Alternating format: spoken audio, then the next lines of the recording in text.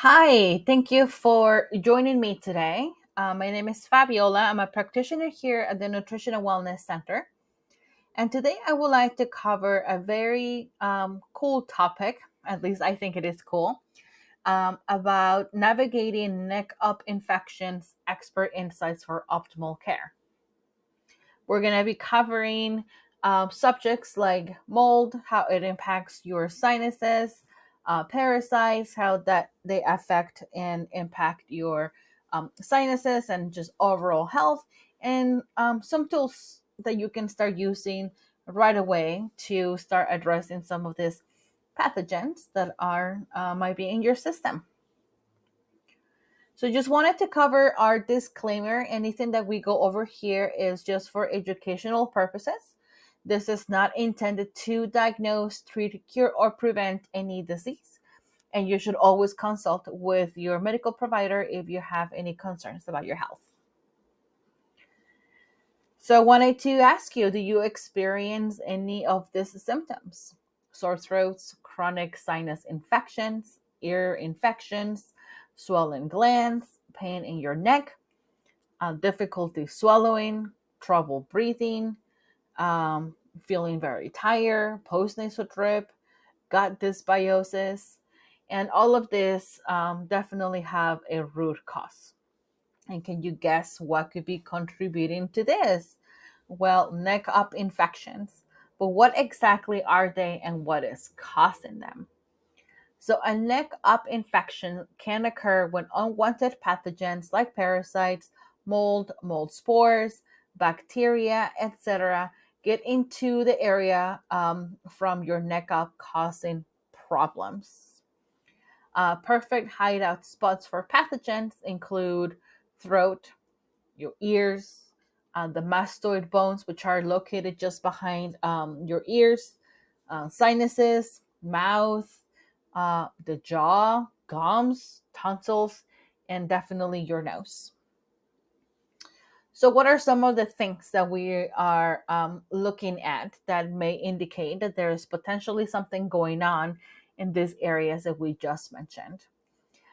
Ears, you may be experiencing itchy ears. They're draining, there's excess wax, they're plucked, they're watery inside, they're hard to pop open. Your throat, it might be chronically sore. You may experience snoring or a lot of snoring, dripping or tickle feeling down the back of your throat, clearing your throat frequently. Your nose, chronically dripping white, red, green, or yellow mucus, frequently blowing your nose, dripping after eating, needing to clean it often, can breathe through one nostril, especially at night. Tonsils, chronically swollen. Your sinuses, chronic pressure, congestion, snorting, and the need for antihistamines. Your teeth, being sensitive to cold or pressure, cavities, cracking, root canals, gums, having receding gums, pockets when they bleed too easily, mouth, having or experiencing bad breath, patches of discoloration, recurring sores, your tongue coated white, black, brown, fissures definitely, your jawbone, cavitations. Cavitations are little pockets that have been formed in your jawbone area where unfortunately there might be some bone spurs there from having had teeth extracted and they didn't heal properly. This is a perfect hideout for some of these pathogens that we covered earlier.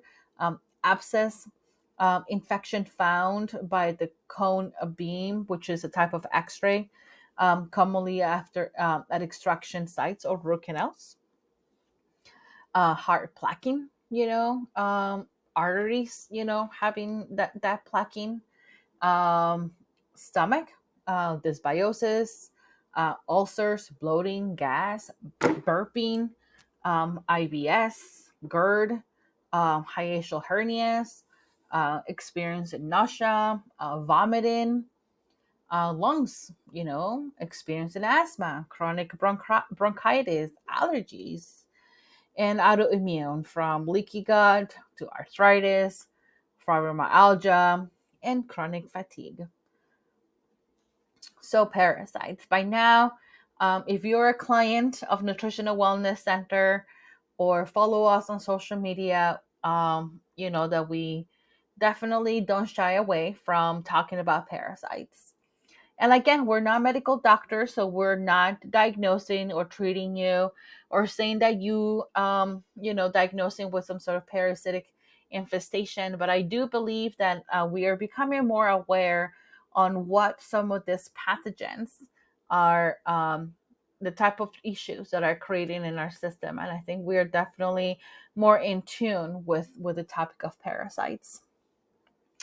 So parasites are organisms that live in or on another organism. In this case, could be yourself, your pets. Um, and they basically deplete you of nutrients, right? That depend on their host for their own nutritional needs. They can vary in size from being very small, so microscopic, to a larger ones that can actually be seen with the naked eye. And parasites belong to different kinds of groups. There's many different types of parasites. Parasitic infections can vary in severity, ranging from mild discomfort to serious health issues. Symptoms could include abdominal pain, digestive problems such as constipation, diarrhea, um, skin irritation, fatigue, fever, and really depending on the type of parasite that you might be dealing with or the area that they are, where they are. Parasites can be transmitted through various forms depending on the type of a parasite and its life cycle. And here are some of the common ways. So, ingestion through contaminated food or water. And I think this is the most common one. This is the one that most of us have heard.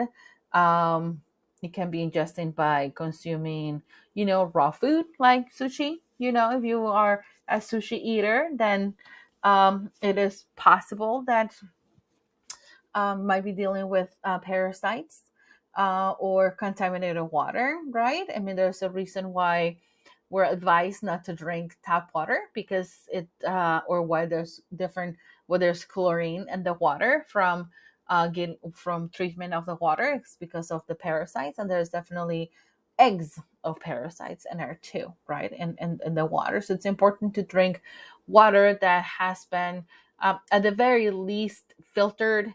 However, the best water you can drink is distilled water, because then you've removed all chemicals, 99.9999% of chemicals and other pathogens, bacteria and stuff like that from the water.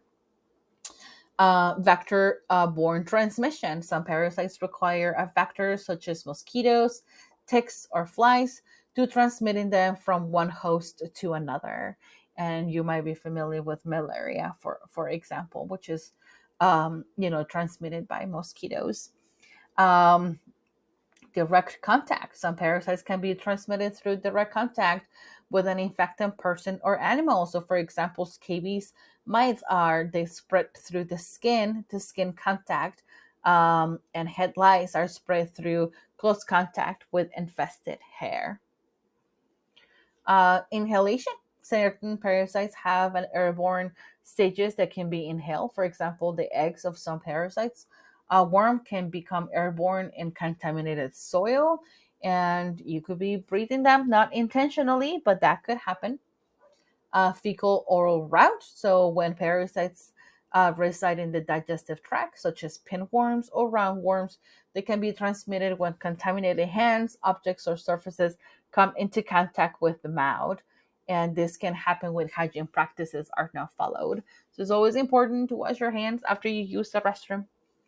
Um, and touch your pets, anything like that. Parasites have an affinity for the mouth, and sinuses and ears and lungs are specifically roundworms, protozoa, hookworms, and strongyloides. Now, this is very interesting. While doing the research for this talk, I came across this uh, excerpt from this article, and the link is below, as you can see. But it says the neglected parasitic infections are not rare conditions in the U.S. Instead, instead, they affect at least 12 million Americans, either through new infections or from prevalent persistent infections resulting um, yeah, in chronic illness, right? So it's right here, where it's not longer a problem that we should be ignoring, especially we're experiencing some of the symptoms that we covered earlier. Um, so it says, however, these diseases typically go undiagnosed because of poor awareness amongst healthcare providers, as well as the relative inaccessibility or unavailability of the diagnostic test. So I thought that was pretty interesting. All right, let's move on to toxic mold. Um, so mold is a fungus that grows in damp areas and can often go unnoticed until it becomes a severe problem. Not all molds are toxic, but some of them do produce harmful toxins called mycotoxins that can cause adverse health effects. When we inhale mold spores, mycotoxins, and fragments from having been exposed to a water damaged building or furniture contaminated by mold and its toxins.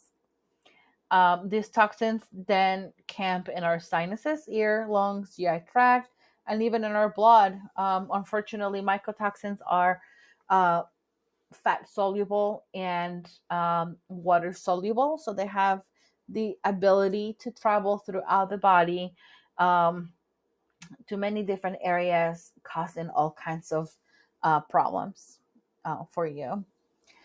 So how does mold get in our system? So through inhalation. So mold spores are extremely lightweight and can become airborne with slight disturbances, like you are stepping on carpet. Even opening your doors changes the airflow of your house. So if your kitchen has mold or your bathroom has mold, when you open and close those doors, you are inevitably just changing the airflow, and that may disturb the area where mold is, making it possible for mycotoxins to travel through the air.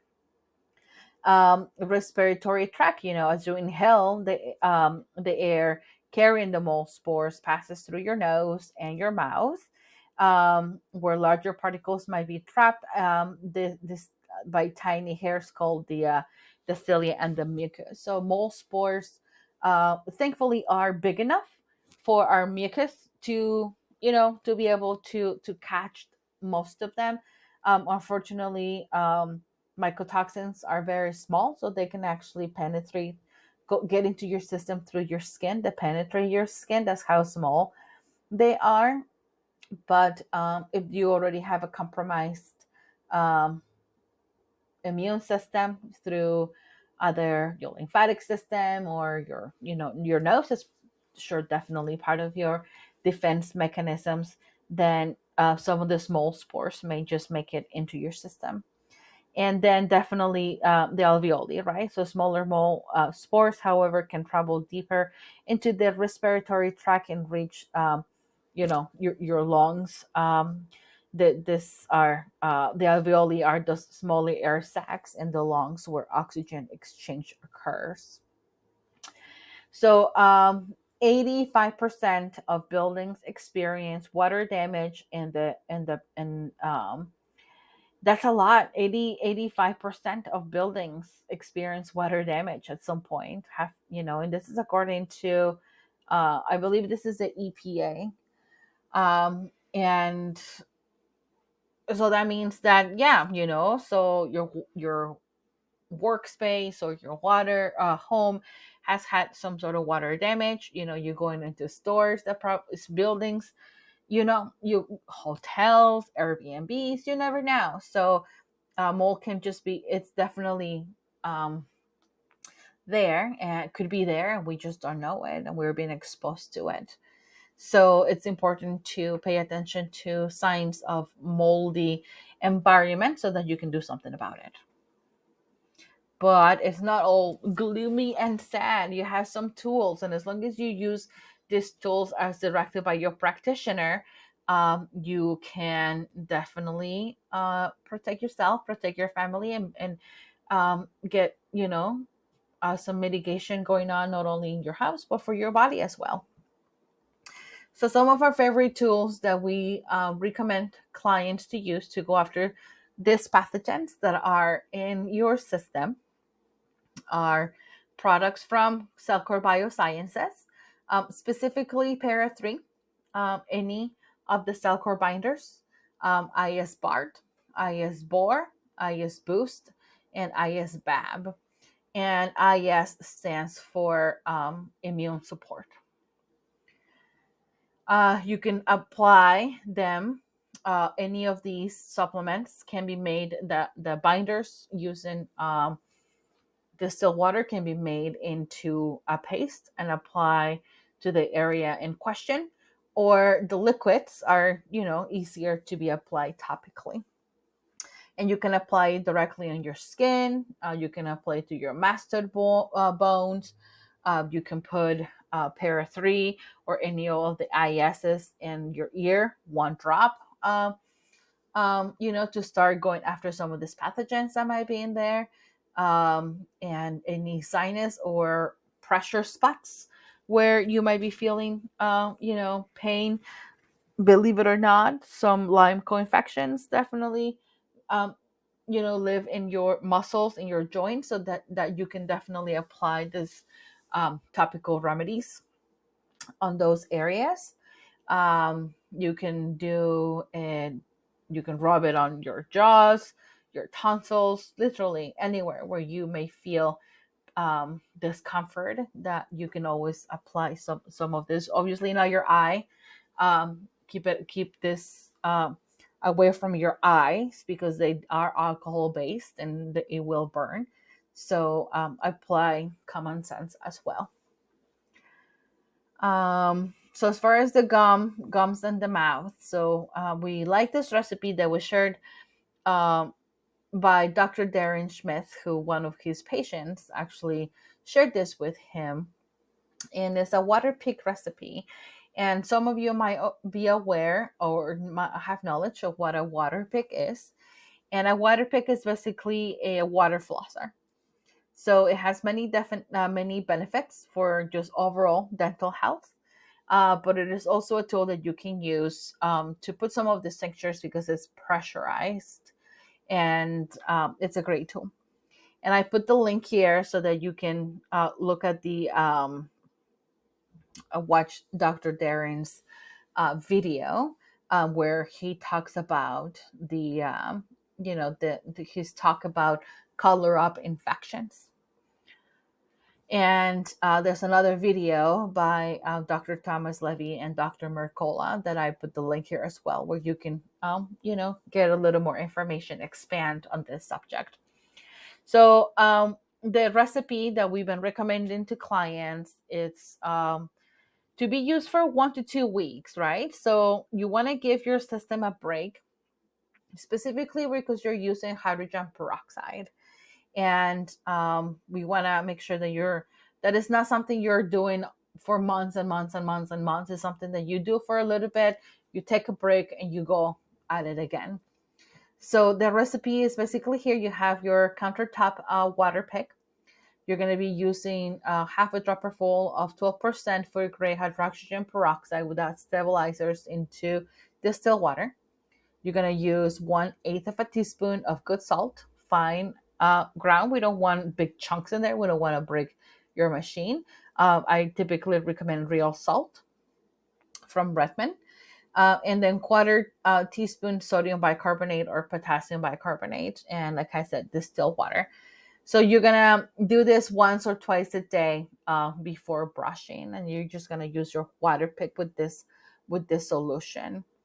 And like I mentioned, it's important that you only do this for a little bit, you take a break and you do it again, because the hydrogen peroxide, while it has many benefits, it's abrasive, and we you don't want to damage your enamel for your teeth. So what you can do is that you can cycle through tinctures. You can use, instead of using hydrogen peroxide, you can use your Para 3 or any of the IS formula. So you can use colloidal silver or just plain distilled water to take a break from the hydrogen peroxide um, formula. And so now let's talk about sinus rinses. So nasal irrigation devices, which include neti pots, bulb syringes, squeeze bottles, and battery-operated pulse water devices, are usually safe and effective products when used and cleaned properly. And this is from a doctor who works or worked at the FDA. Now, it's very important that you use distilled water when you do your sinus rinses and your water rinses, and here's why. So, so tap water isn't safe for nasal rinses. Well, tap water is not safe for anything. So please do not drink tap water. So tap water isn't safe for the use of nasal rinse because it is not adequate filtered or treated. Some tap water contains low level of organisms such as bacteria and protozoa. Protozoa is a parasite. And you don't want to be using the the tap water to be doing any kind of sinus rinses or water picking, because then you're just adding more problems, right? You're just putting more parasites into your system. And if you're not going to be using it for your sinus rinses, then you shouldn't be drinking it either, even though here says that it is safe to drink, and I say that with quotation marks, but in truth, most people's digestive systems are not healthy. They have low stomach acid. So by having inadequate amounts of stomach acid, you're not going to be killing some of these pathogens that are in the water when you drink the tap water. So please don't drink it either. So just wanted to put that there. That was just very interesting because this came from the FDA website. So here are some of your tools. So non-powered sinus rinsing options, which is the squeeze bottle, or most people know about a neti pot. And there are some power sinus rinsing options that are definitely that are electric, right? So you have lavage, you have the sinus pulse, which is like a water pick but for sinuses, and then you have a travel option. So uh, if you're uncertain, just start with your neti pot. Start with something simple. Don't necessarily go all crazy and get something you're not going to be comfortable with.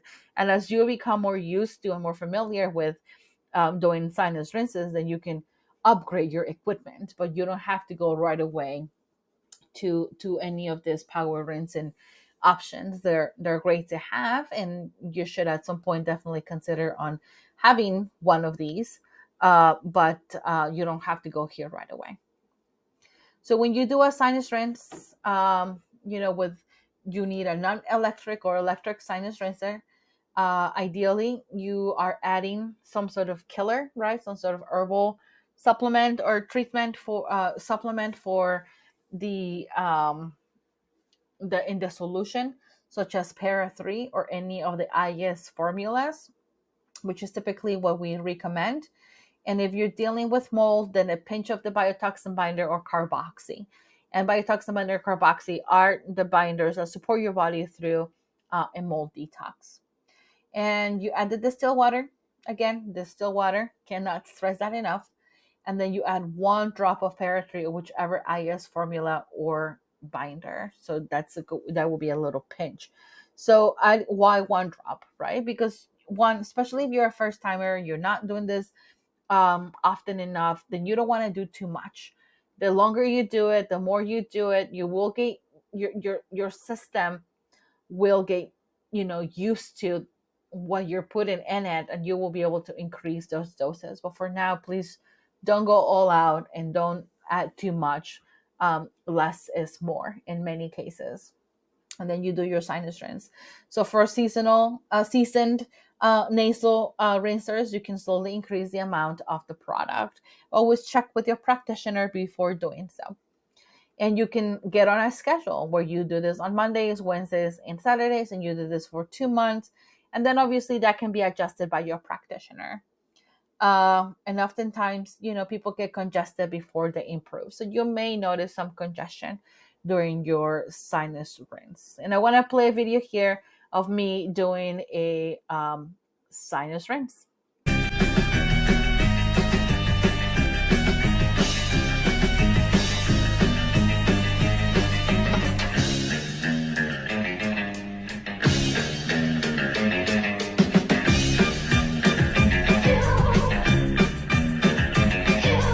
We were at the beach.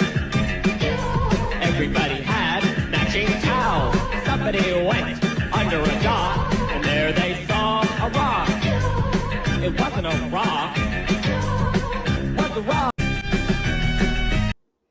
Well, I had fun doing that sinus rinse, and it gets better.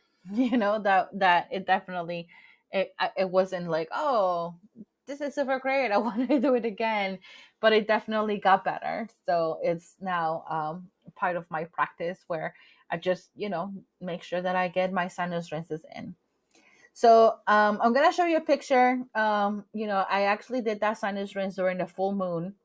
Parasites do tend to be a little more active during a full moon. And so if you want to skip to this part, please go ahead. But this is something that I passed through my bowels after doing that sinus rinse. I'm not saying this is what's going to happen to you, uh, but I can't guarantee that it won't. So, yeah, let's just take a look at that really quick.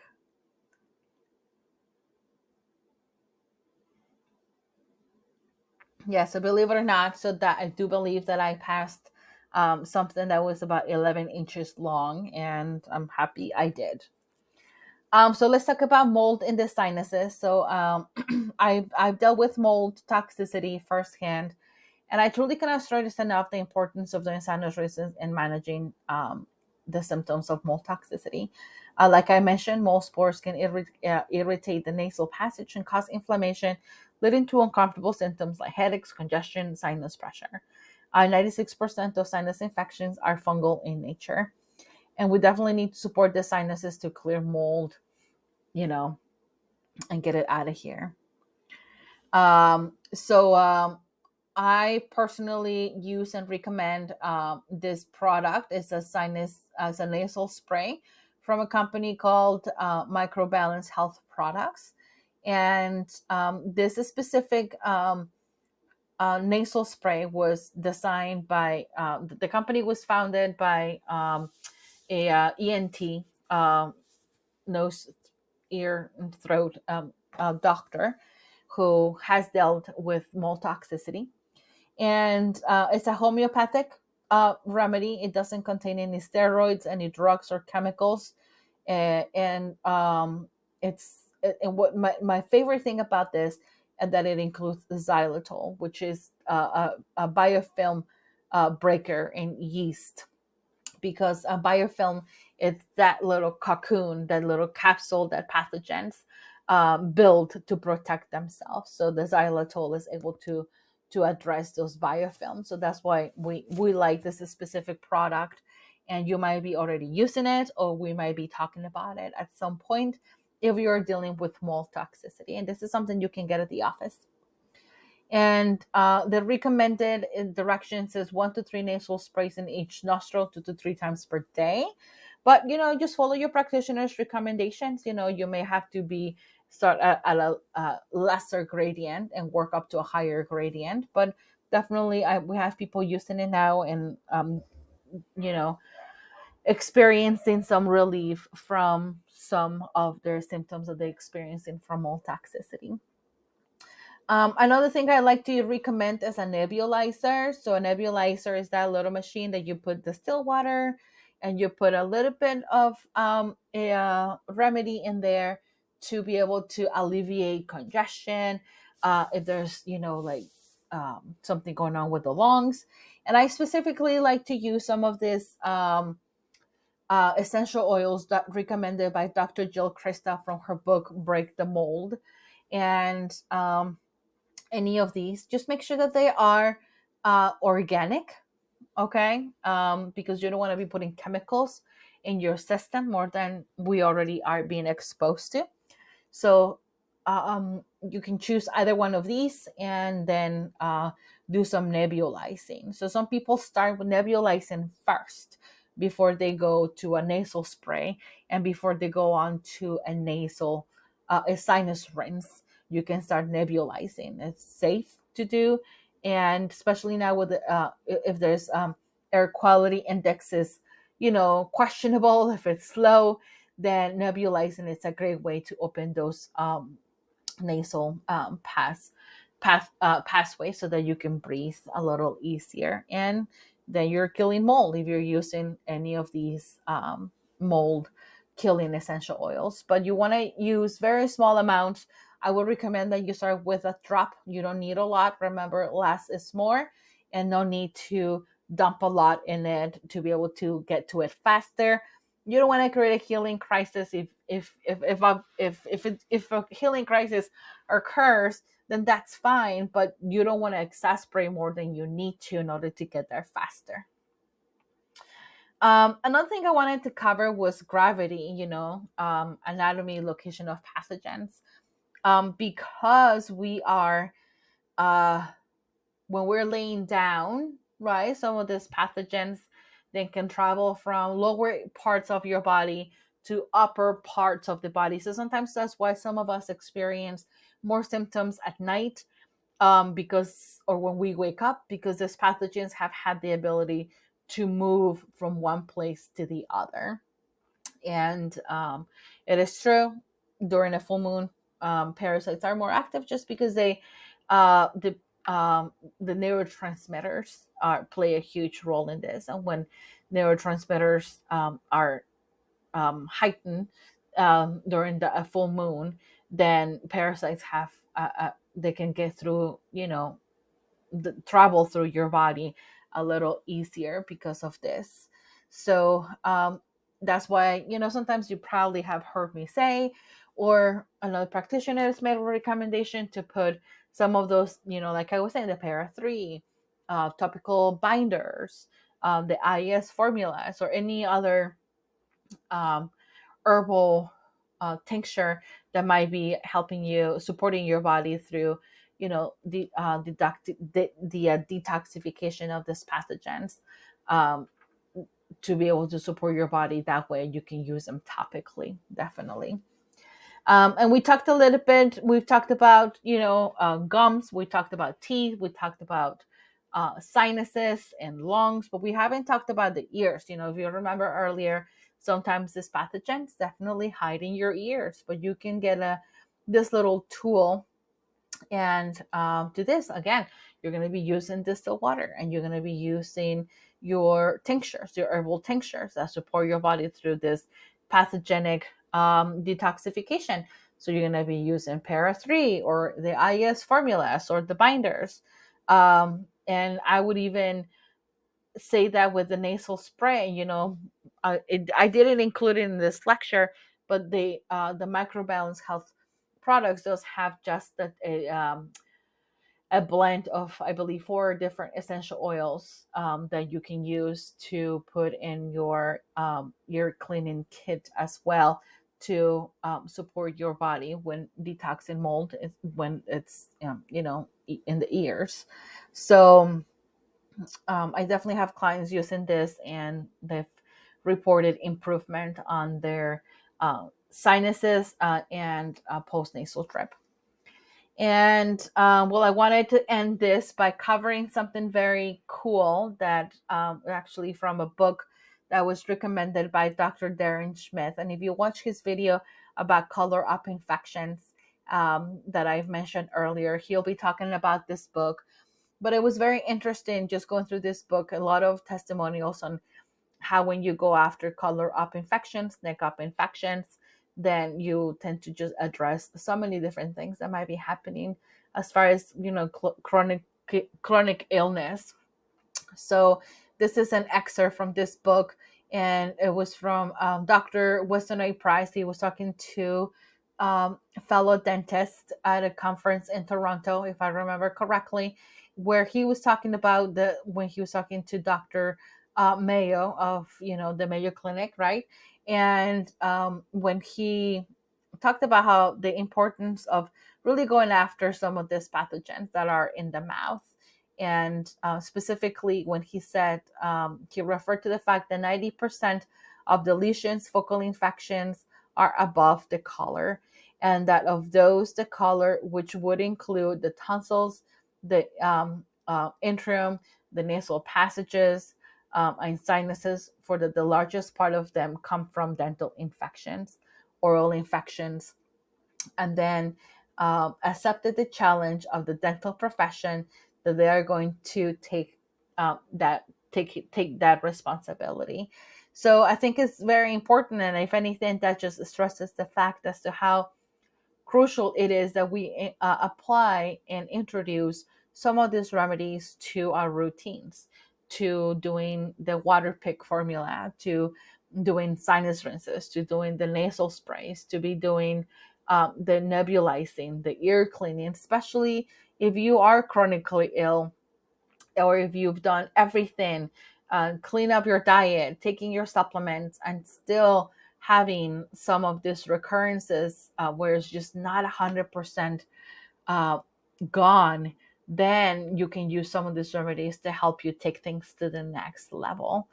And yeah, so I hope that you enjoyed this lecture, and that it gave you some information. If you have any questions, please feel free to reach out. If you want a copy of the presentation, please feel free to reach out.